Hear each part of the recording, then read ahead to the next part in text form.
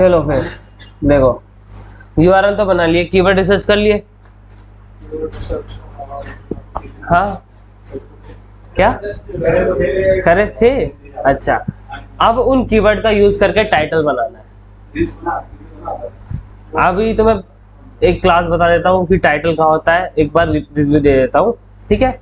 उन्हीं का रिसर्च करके फिर तुम्हें टाइटल बनाना है। देखो, कोई भी वेबसाइट खोलोगे, जैसे मान लो मैं ये वेबसाइट खोलता हूँ, ये वाली वेबसाइट खोलता हूँ, ठीक है? हाँ, कंट्रोल यू करोगे तो इसका कोड खुल जाएगा, HTML वाला, ठीक है? HTML वाला कोड खुल गया। अब ये उसका HTML कोड है। अब ये देखो, इस HTML कोड के अंदर देखो क्या क्या रहता है। पहले HTML का टैग होगा, वो पूरा कवर होगा, इसके भर जाएगा, नीचे जाके बंद होगा। देखो, एक टैग ऐसे खुलता है और ऐसे बंद हो जाता है, दिख रहा है? नहीं, हेड है ना, ये तो हेड लिखा है। हेड खुलता कैसे है, बंद कैसे हो रहा है, देख रहा है ना? बंद कैसे हो रहा है? स्लैश लगा के बंद नहीं हो रहा, दिख रहा है कि नहीं दिख रहा? ये देखो, ये इसके आगे कुछ नहीं है, इसके आगे देखो ये है। तो ये टैग ओपन हुआ या क्लोज हुआ? एक डब्बा खुलता बंद होता है ना, एक जगह से खुलता है एक जगह से बंद होता है, उसके बीच में सारा चीज रखी होती है। वैसे इस हेड के टैग के अंदर इतनी सारी चीज रखी हुई है। हाँ, स्लैश वो बंद कर देता है, ठीक है? वो बिना स्लैश के खुल जाता है और स्लैश से वो बंद हो जाता है। वैसे ही बॉडी है, ठीक है? वैसे बॉडी है, बॉडी भी बंद हो जाएगी लास्ट में जाके, पूरे आखिरी में जाके। अगर मैं तुम्हें दिखाऊं तो देखो, यहाँ बॉडी बंद होगी, वहां HTML बंद हो गया। तो बॉडी के अंदर भी बहुत सारी चीजें आ जाती है और HTML के अंदर भी आ जाती है। HTML के अंदर सब कुछ आता है, ठीक है? उसके बाद तुम्हें क्या देखना है कि तुम्हें इसमें पहले देखना कि मेटा, तो टाइटल देखना है। टाइटल, टाइटल देखो ऐसा दिखता है। टाइटल यहाँ खुल रहा है और यहाँ बंद हो रहा है। इसके बीच में जो लिखा है वो अपना क्या होगा? टाइटल होगा। इसको तुम चेंज कर सकते हो, ठीक है? फिर उसके बाद तुम्हें एक मेटा डिस्क्रिप्शन दिखेगा और एक मेटा कीवर्ड दिखेगा, जो इसमें तो है नहीं, अभी इसमें है नहीं, लेकिन तुम्हें वो ऐसा दिखेगा। अगर मैं इसमें डालूं, किसी में डाल देता हूँ, चलते हैं, और ये देखो, यहाँ भी हेड है ना, दिख रहा है ना? यहाँ भी हेड बंद हो रहा है। अब इसके अंदर तुम्हें टाइटल दिख रहा है, ये टाइटल है। उसके बाद एक तुम्हें देखना पड़ेगा मेटा डिस्क्रिप्शन, ठीक है? मेटा डिस्क्रिप्शन के अंदर तुम्हें देखना पड़ेगा और इसके अंदर तुम्हें उस पेज के बारे में लिखना पड़ेगा, ये पेज किस बारे में है, ठीक है? पेज के बारे में बताते हैं ना, डिस्क्राइब करते हैं, वो लिखना पड़ेगा इसके अंदर, ठीक है? फिर उसके बाद तुम्हारा एक आएगा मेटा कीवर्ड।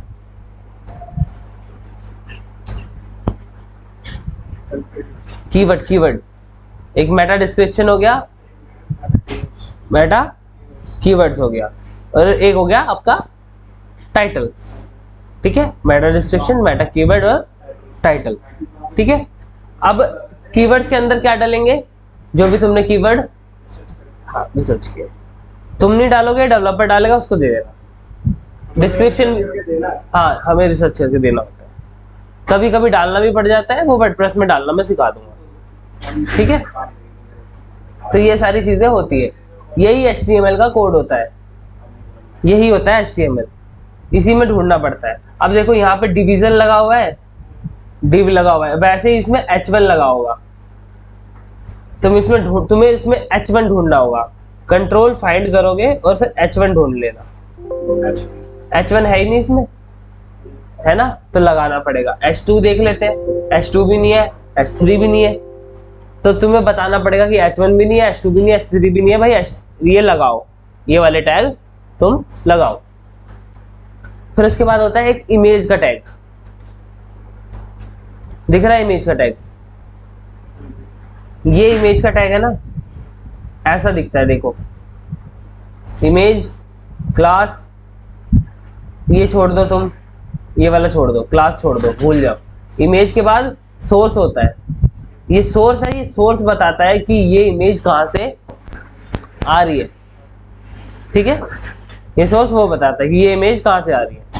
उसके बाद ये जो ALT है ना, ये ओल्ड एट्रीब्यूट, ये क्या करता है, अगर मान लो तुम्हारी इमेज आ रही है कहीं से और वो डिलीट हो गई, जहां पे इमेज पड़ी हुई है वो डिलीट हो गई, तो डिस्प्ले पे कुछ नहीं दिखेगा। जहां पे यहाँ पे डिस्प्ले पे इमेज दिखेगी ही नहीं। अगर यहाँ पे मान लो इमेज है ना, तो वहां इमेज दिखेगी नहीं, ब्लैंक दिखेगा। लेकिन ब्लैंक तो दिखना नहीं चाहिए, क्यों? क्योंकि अगर मान लो कुछ इमेज नहीं है तो वहां पे एक छोटा सा आइकन बना के आ जाता है इमेज का, है ना, और उसके सामने कुछ लिखा होता है। तो अगर तुम्हें वो चीज करनी है कि इमेज का आइकन बना आ जाए, ठीक है, और उसमें कुछ लिखा हो, तो यहाँ पे डालना है, ओल्ड एट्रीब्यूट के अंदर डालना है। इमेज के बारे में कुछ भी डाल दो, उसका नाम डाल दो, जो डालना है वो डाल दो, ठीक है। तो वो इमेज नहीं मिलेगी तो वो ये दिखा देगा, और इमेज मिलेगी तो इमेज दिखाएगा, इमेज नहीं दिखेगी तो ये दिखा देगा, ठीक है। ऐसे ही करके तुम्हें इमेज टैग ढूंढना है। वैसे ही करके तुम्हारा एंकर टैग होता है, ये देख रहे हो, ये एंकर टैग है, दिख रहा है, ये एंकर टैग होता है, ठीक है। ये खुल यहाँ पे रहा है, देखो इतना बड़ा खुल रहा है और बंद यहाँ हो रहा है ना, ठीक है। तो अब ये जो href है, href, इसके अंदर जो ये लगा हो ना, ये लिंक होता है, ये URL होता है कि कहाँ पे तुम्हें इस पे पहुंचाना है। अब ये इमेज एंकर टैग है, उसके अंदर इमेज का टैग है, ठीक है। अब इस इमेज पे लिंक लगा हुआ है, क्या लगा हुआ है, लिंक लगा हुआ है कि कहाँ जाओगे तुम, index.html पे चले जाओगे। तो ऐसे करके तुम भी लिंक लगा सकते हो। तो इसका सिंटैक्स याद कर लेना, देख लेना, ऐसा होता है। ये चीज मत बेशक याद करना, इसे काट देंगे, यहां तक याद कर लेना बस, ऐसे करके यहां तक होता है, ठीक है। तो ये जो इंडेक्स आप लिंक बता रहे हैं, मतलब ये इंडेक्स जो हमारा वेबसाइट का वो है, होम पेज होता है जो उस पे, हाँ, उस पे चला जाएगा। किसी पर्टिकुलर पेज पर जाना हो तो यहाँ पे उसका पेज का URL डाल दो, उस पेज का URL डाल दो,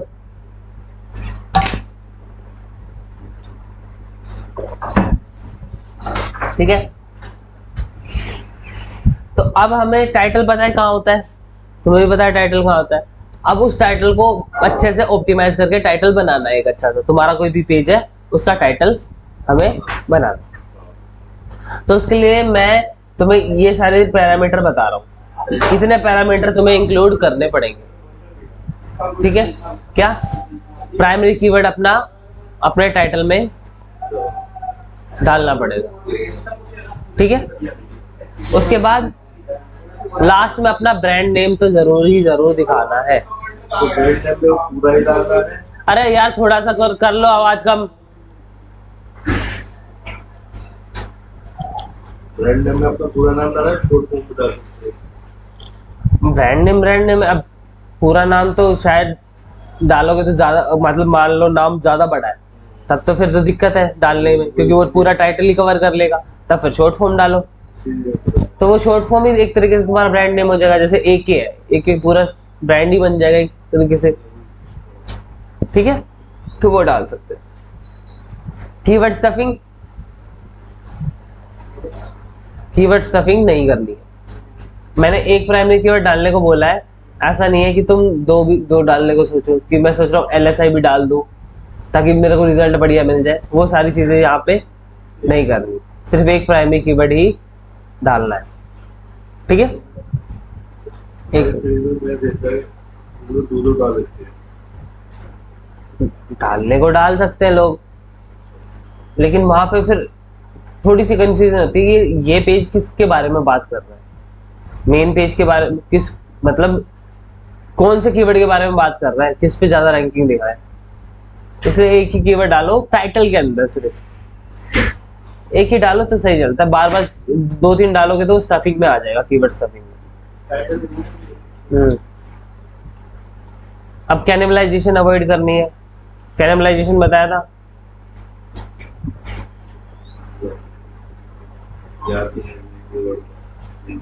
सिर्फ ये याद रखो, जो एक अपना प्राइमरी कीवर्ड यूज कर रहे हो एक पेज पे, वो दूसरे पेज पे यूज नहीं होगा, ठीक है। उसके बाद क्रिएटिव तो दिखानी पड़ेगी, तभी तो कोई आपका टाइटल डिस्प्ले होगा तो वो किस पे क्लिक करेगा, क्रिएटिविटी तो दिखानी पड़ेगी, ठीक है। उसके बाद लॉन्गर टाइटल अवॉइड करने हैं, क्यों? क्योंकि वो डॉट डॉट डॉट डॉट ऊपर दिख रहा है ना, वो ऐसा आ जाएगा, तो वो चीज़ भी अवॉइड करनी है। अब आप टाइटल नोटपैड में बनाओगे तो आपको पता कैसे लगेगा कि मेरा टाइटल दिख कैसा रहा है, अच्छा है कि नहीं, है ना। तो उसके लिए हम चलते हैं एक वेबसाइट पर।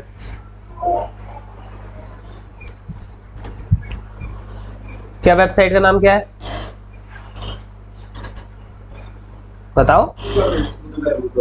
totheweb.com, ठीक है। इस वेबसाइट पे जाना है आपको, फिर यहाँ पे टूल्स पे चले जाना, ठीक है। टूल्स पे जाके आपको यहाँ पे टाइटल एंड मेटा डिस्क्रिप्शन पे चले जाना, ठीक है। अब यहाँ पे आपको क्या करना है, यहाँ दिख रहा है नीचे पेज टाइटल, ठीक है। तो यहाँ पे अपना पेज का टाइटल बना के डालना है। जैसे मान लो मैंने ये वाला टाइटल उठा लिया, बना दिया, वो क्या कह रहा है, द पेज टाइटल इज, सही है। अब ऊपर देखो, ये डेस्कटॉप में आपका टाइटल ऐसा दिखेगा, फोन में आपका टाइटल ऐसा दिखेगा, लास्ट में आप अपना ब्रांड नेम भी डाल सकते हो, तो आपका ब्रांडिंग ऐसे दिखेगी लास्ट की, ठीक है।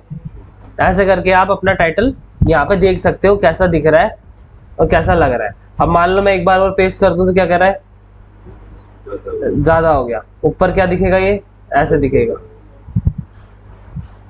डॉट डॉट दिखेगा, तो ये भी ठीक नहीं है। तो उतना ही होना चाहिए जितना एक्सेप्ट कर ले, ये देखो कितना एक्सेप्ट कर लेगा, इतना कर लेगा, तो आपकी ब्रांडिंग ऐसे दिख जाएगी, इतना एक्सेप्ट कर लेगा।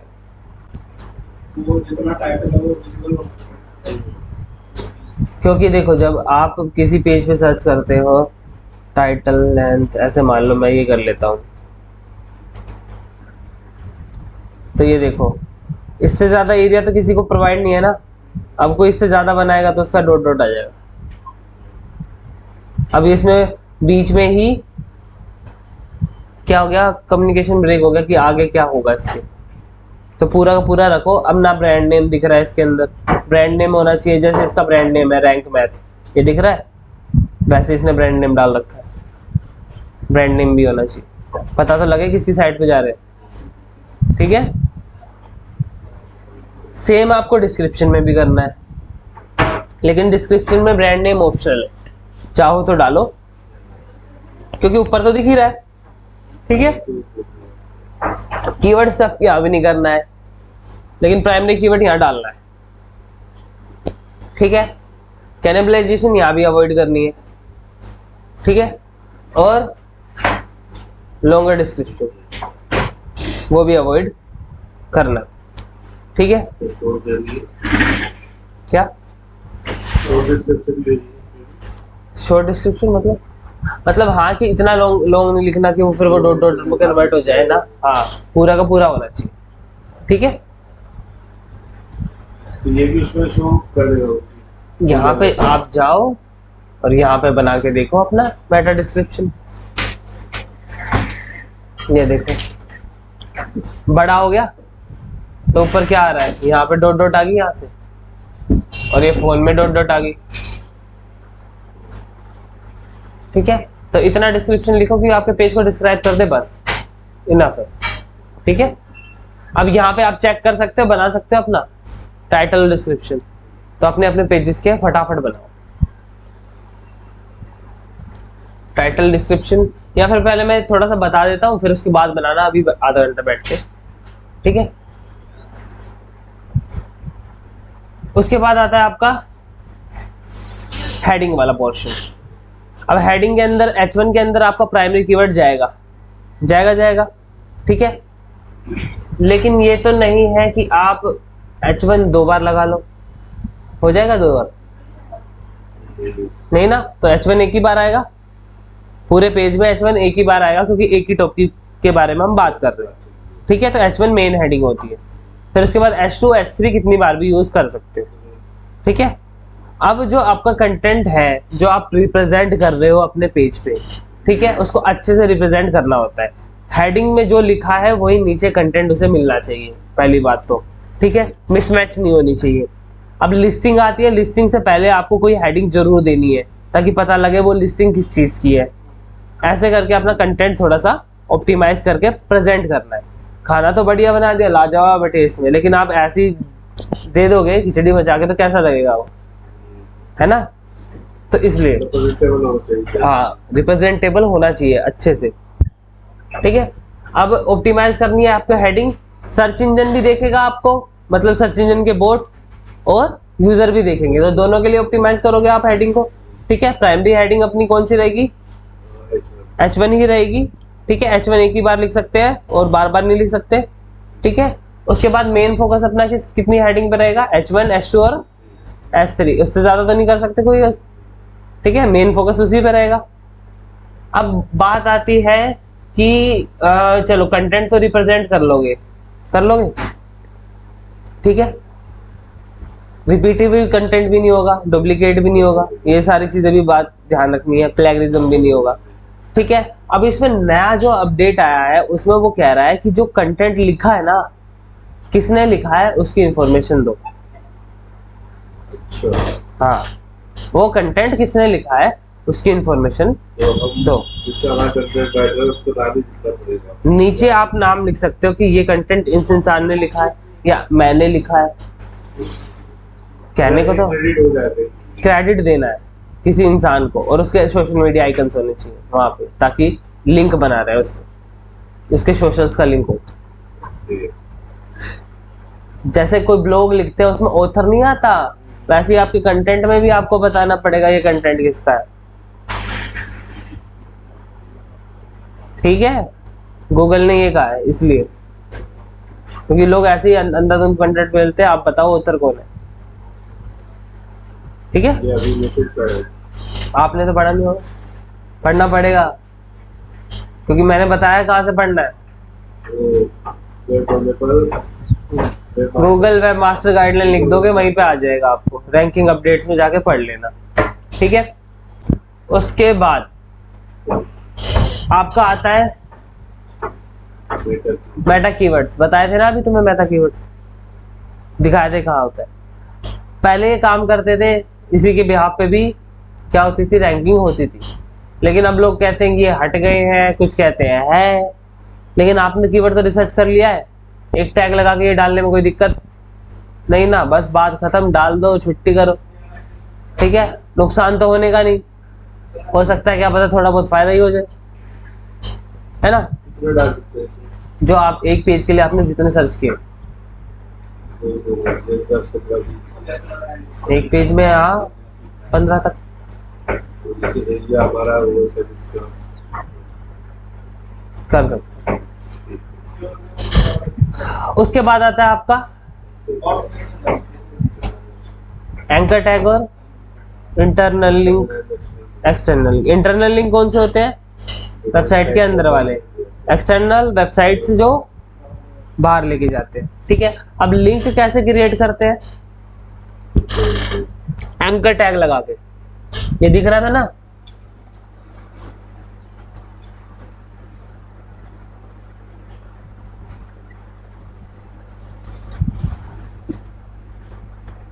ए एच रेफ, ठीक है, इक्वल टू, अब इसके बीच में जो डालोगे ये आपको कहाँ लेके जाएगा? उस यूआरएल पे लेके जाएगा, ठीक है, और ऐसे बंद हो जाएगा। अब इसके बीच में जो लिखोगे उस पे क्या लगेगा? लिंक लगेगा, ठीक है। अब मान लो जैसे मैं ये यूआरएल लिख देता हूं https digital.com, ठीक है, मैंने एक URL लिख दिया। अब इस पे लिंक है, मैं इस लिंक की जगह लिख देता हूँ गो टू क्विक डिजिटल, ठीक है, मैंने ये लिख दिया। अब ये बन गया मेरा लिंक, ठीक है। अगर मैं अब इस फाइल को सेव करूं, डेस्कटॉप पे सेव कर रहा हूं, txt की जगह मैं html कर लूंगा, ठीक है, लिंक डॉट html, ठीक है, मैंने कर दी सेव, फाइल होगी सेव, ये आ गई, मैंने इसको खोला, ठीक है, यहाँ पे दिख गया, ये दिख रहा है गो टू क्विक डिजिटल। अब मैं इस पर क्लिक करता हूं, कहाँ पहुंच गया, वेबसाइट पे पहुंच गया। ऐसे करके आप यूआरएल बना लोगे, फाइल जैसे मैंने प्रोसेस बताया अभी के अभी बनाओगे बैठ के, ठीक है। तो ये क्या होना चाहिए, रेलेवेंट रिसोर्स होना चाहिए। मैंने क्या लिखा था वहां, गो टू क्विक डिजिटल, तो वो गया कहाँ, उसी की वेबसाइट पे गया, ठीक है। अब मैं कहीं कुछ लिख के और कहीं भेजूंगा तो वो क्या होगा, स्पैमिंग में आ जाएगा, ठीक है। मैं लिख रहा हूँ आ जाओ 1000 रुपए ले लो, और तुम भेज रहे हो अपनी वेबसाइट पे जिसपे ऐड दिख रही है दलाल ले, ठीक है, तो वो भी तो गलत है, वो भी स्पैमिंग में आएगा, ठीक है। अब अगर ये एंकर टैग लगाया अपनी वेबसाइट के अंदर नेविगेट कराने के लिए, तो भी नेविगेशन सही होना चाहिए। होम लिखा है तो होम पे जाए, अबाउट लिखा है तो अबाउट पे जाए। तो आपको लिंक्स भी चेक करने होंगे सही है या नहीं है, ठीक है। कि जैसे मान लो ये वेबसाइट खुली ना, ये वाली वेबसाइट खुली, ठीक है। अब आपको इसको एक एक लिंक चेक करना पड़ेगा, पाइथन ट्रेनिंग कोर्स, जहाँ ठीक है पाइथन ट्रेनिंग कोर्स पे जा रहा है, पाइथन ट्रेनिंग कोर्स के बारे में यहाँ इन्फॉर्मेशन है या नहीं है, ठीक है। तो ये सारी चीजें भी आपको चेक करनी पड़ेगी, उसके और क्या, बिल्कुल सब कुछ चेक करना पड़ेगा। अब उसके बाद लोग पूछते हैं कि कितनी लिमिट हो सकती है, कि एक पेज में हम कितने एंकर टैग लगा सकते हैं। मैं कहता हूँ जितने आपके पास पेजेस है आप उतने एंकर टैग लगा दो, कोई लिमिट थोड़ी है। लेकिन आपके पास रेलेवेंट पेजेस होने चाहिए ना उसके, फिर कोई लिमिट नहीं है, आपके पास सारी इतनी सारी इन्फॉर्मेशन है, आप लगाओ धड़ल्ले से एंकर टैग, क्योंकि हमारे पास इसके लिए भी इन्फॉर्मेशन है, उसके लिए भी इन्फॉर्मेशन है। अब विकिपीडिया का पेज है, उसके हर कीवर्ड पे लगा होता है लिंक, क्योंकि इसके पास हर कीवर्ड का पेज है पूरा, है ना, इसलिए तो कोई इशू नहीं होता इसका, ठीक है। लिंक लगाना पता लग गया सबको, बनाओगे ना, अभी बैठ के बनाना। उसके बाद आपका आएगा कंटेंट के बारे में, कंटेंट का प्लेगरिज्म कैसे चेक करना है, उसके अंदर कीवर्ड की डेंसिटी कैसे चेक करनी है। कीवर्ड तो डाल दोगे आप अपने कंटेंट के अंदर, उसकी डेंसिटी कैसे चेक करनी है, वो सारी चीजें, उसको अच्छे से स्टफ करना है, ठीक है। अब कोई पूछता है कि डेंसिटी कितनी होनी चाहिए कीवर्ड की, तो बताओ कितनी होनी चाहिए, कि कीवर्ड की डेंसिटी हमारे कंटेंट में कितनी होनी चाहिए।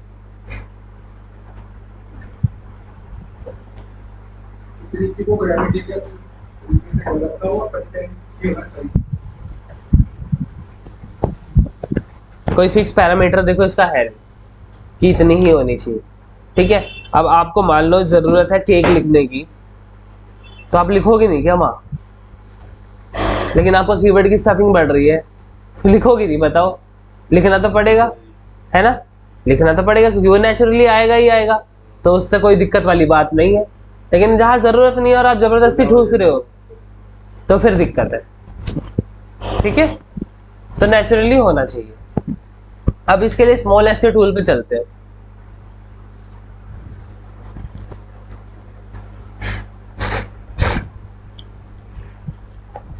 ठीक है, यहाँ चले गए। अब यहाँ पे देखो प्लेगरिज्म चेक कर लोगे अपने कंटेंट का, बता देंगे, ये तो बता दिया था मैंने आपको। अब इसमें डेंसिटी चेक करने का भी ऑप्शन है,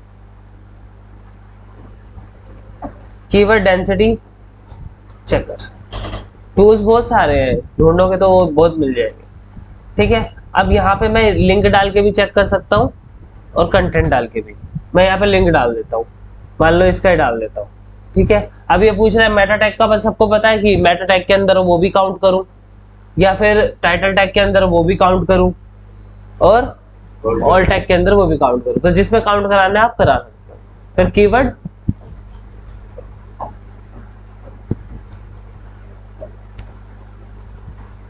ठीक है, तो अभी इसने कर दिया, ये है आपका यूआरएल, इसका लोड टाइम इतना था, इसने 300 कीवर्ड चेक करे हैं, ये आपके पूरे के पूरे 300 कीवर्ड्स है। ठीक है, अब ये बता रहा है कि टॉप कीवर्ड आपके कौन कौन से हैं। ठीक है, इसने टॉप कीवर्ड दिखा दिए जो आए होंगे बार बार। उसके बाद दिखा दिया एक वर्ड का कीवर्ड, उसने सारे एक वर्ड के कीवर्ड दिखा दिए।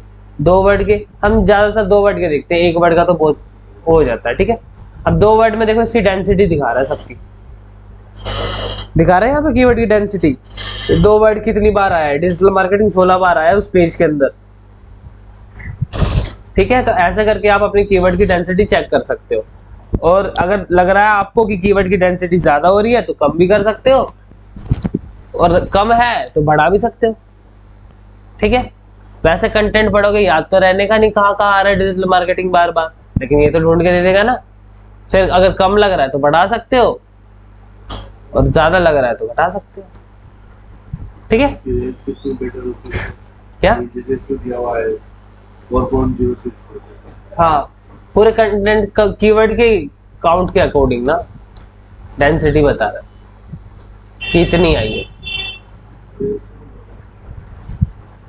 कुछ कह रहा है?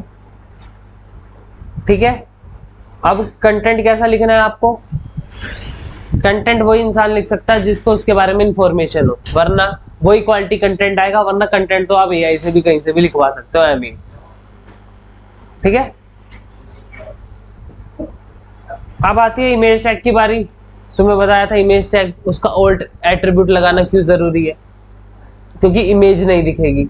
दूसरा, रोबोट जो आएगा वो क्या पता करेगा, उसका ओल्ड टैग देख के पता करेगा कि इमेज किस बारे में है। ठीक है, तो उसके लिए भी जरूरी है। अब देखो इसमें ओल्ड टैग लगा हुआ है, उसका नाम का पूरा ओल्ड टैग उसने लगा दिया, लेकिन हमें ऐसा नहीं करना है। हमें सिर्फ प्रोडक्ट के बारे में डिस्क्राइब करना है अच्छे से, कि एक ब्लैक शूज है, स्पोर्ट शूज है, किस कंपनी का है। उसके बाद लास्ट में अपनी ब्रांडिंग कर देनी है, जैसे मैंने टाइटल में ब्रांडिंग करना बताया था। ठीक है, अब इसमें आपको मान लो इस पे इस प्रोडक्ट का कोई प्राइमरी कीवर्ड है, तो आप इस ओल्ड टैग में भी वो प्राइमरी कीवर्ड डाल सकते हो। ठीक है, और उसको ओल्ड के एट्रीब्यूट के अंदर अपना बनाना और उसके अंदर डाल देना। नहीं डाल पाओगे तो वो कौन करेगा? डेवलपर कर देगा, नहीं डाल पाओगे तो। ठीक है, अब जब तुम सारे बना लोगे ना, ये सारी चीजें बना के रख लेना नोटपैड में, एक्सेल में। फिर एक दिन वर्डप्रेस में डालना सिखा दूंगा कि कैसे डालते हैं वर्डप्रेस के अंदर, वर्डप्रेस की वेबसाइट में कैसे डालते हैं। कोडिंग की वेबसाइट में भी सिखा दूंगा, लेकिन आपको समझ नहीं आएगा। ठीक है, तो ये ऐसे करना है ये चीज। अब ये जो ये है, ये 2 प्लगइन है, ये आप देख लो इमेज कंप्रेस करने के लिए। लेकिन आप स्टार्टिंग में ही सतर्क रहोगे तो ये जरूरत पड़ेगी। इमेज आप अच्छी ऐसे ही डलवा रखी है स्टार्टिंग में, तो इसकी जरूरत पड़ेगी नहीं, वरना ये 2 प्लगइन है जो आपका अच्छे से काम कर देगा। ठीक है, लिखना चाहो तो लिख लो।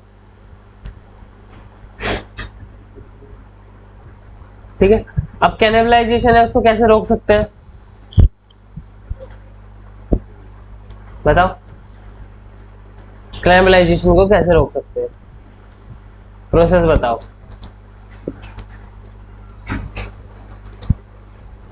मान लो आपको 2 पेज का लग रहा है कि 2 पेज में कैनिबलाइजेशन है, तो क्या क्या करोगे, कैसे पता करोगे कि दोनों पेज में कैनिबलाइजेशन है? मैंने आपको 10 पेज दे दिए, उसमें से ना 2 पेज में कैनिबलाइजेशन है, तो कैसे पता करोगे?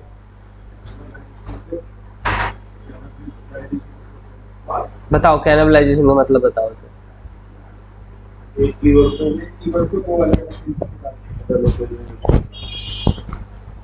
एक ही कीवर्ड को, एक प्राइमरी कीवर्ड को दो अलग अलग पेज पे यूज करो।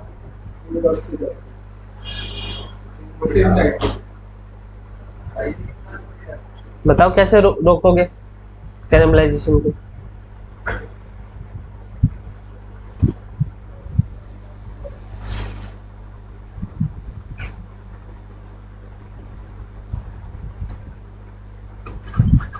बताओ बताओ। अरे अभी तो पता है कैनिबलाइजेशन का मतलब। एक ही कीवर्ड को दो अलग अलग पेज में यूज करना, तो कहाँ कहाँ यूज करोगे कीवर्ड को? कहाँ कहाँ यूज करोगे?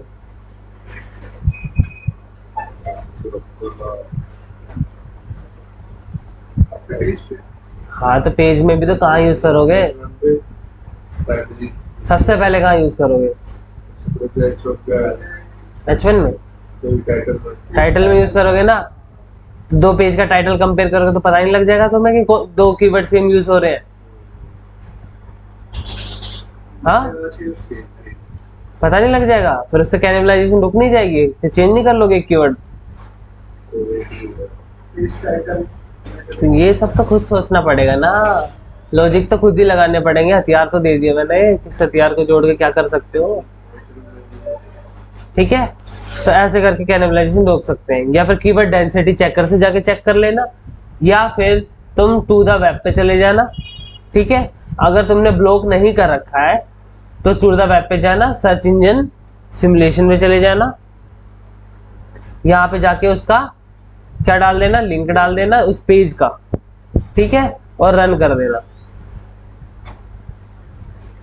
तो ये तुम्हें सब कुछ लाके दे देगा, उसका यूआरएल, उसका टाइटल, उसका डिस्क्रिप्शन अगर है तो। ठीक है, फिर उसके बाद उसकी कीवर्ड की फ्रीक्वेंसी की कौन सा कीवर्ड कितनी बार आ रहा है। ठीक है, फिर यहाँ पे उसका हेडिंग भी दे देगा, देखो इसमें कितनी सारी कलर्स लगी हुई है, ये भी ठीक करनी होगी। फिर उसके बाद H2, ठीक है, ये भी दे देगा। फिर उसके बाद बोल्ड टेक्स्ट क्या है, ऑन पेज के लिंक क्या है, पेज पे टेक्स्ट क्या है, पूरा का पूरा टेक्स्ट भी दे देगा। ठीक है, बस इमेज का ऑल टैग भी दे देगा, लेकिन कौन सी इमेज का वो नहीं पता, बस इमेज पे ऑल टैग लगा हुआ है कि नहीं पता।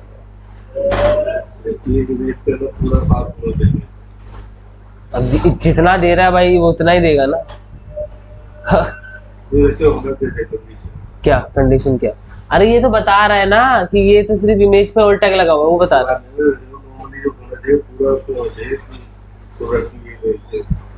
नॉर्मली होना चाहिए, प्रोडक्ट डिस्क्राइब हो जाए, उसके अंदर प्राइमरी लिंक आ जाए और अपनी ब्रांडिंग आ जाए, बस ये सब सारी चीजें होनी चाहिए। ठीक है, तो अभी जितना बताया है, टाइटल बनाओ, डिस्क्रिप्शन बनाओ, ठीक है, अपना वो सारा बनाओ अभी के अभी। और तुम लेट आए हो तो तुम्हारे लिए मैं एक क्लास ना अपलोड कर दे रहा हूँ, और तुम देखो